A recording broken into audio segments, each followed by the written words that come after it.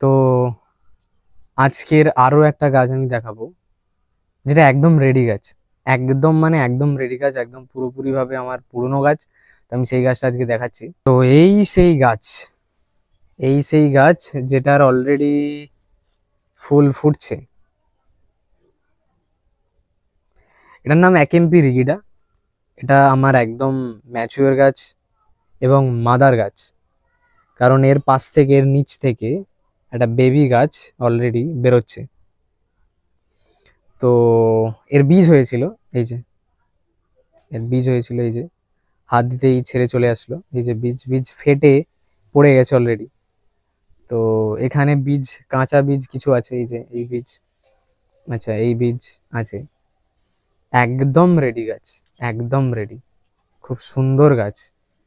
তো গাছটার গ্রোথ তো দেখাই যাচ্ছে কিরকম। গাছটা দেখতে পারো, দারুণ গাছ।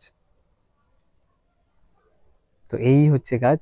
এটাও আগের ভিডিওতে আমি যেটা ছেড়েছি, যেই দাদা নিয়েছিল রেঙ্গোস্টেল রেডুসা গাছটা, তো সেই দাদাই এটাও নিয়েছে। আরো বেশ কিছু গাছ নিয়েছে, আমি দেখাচ্ছি না।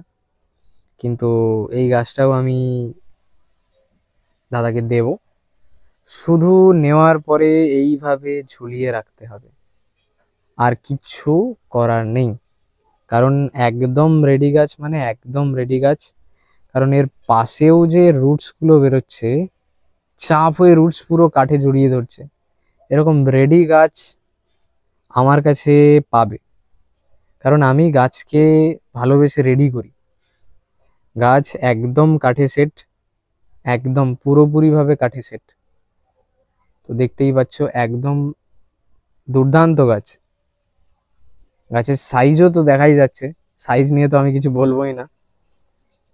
আর একটু অপরিষ্কার আছে বলতে, এই যে ফাঁদ জমে আছে, আমি ফাঁদ পরিষ্কার করা হয়নি, বা এখন আমি করেই দিই, মনে পড়েছে যেহেতু আমি হাত দিয়ে করে দিই, কোনো অসুবিধা নেই। এই ফাঁদ, এগুলোই আমার অর্কিডে শুধু থাকে। বাস, এগুলো আমাকে কোনো বিরক্ত তো করে না।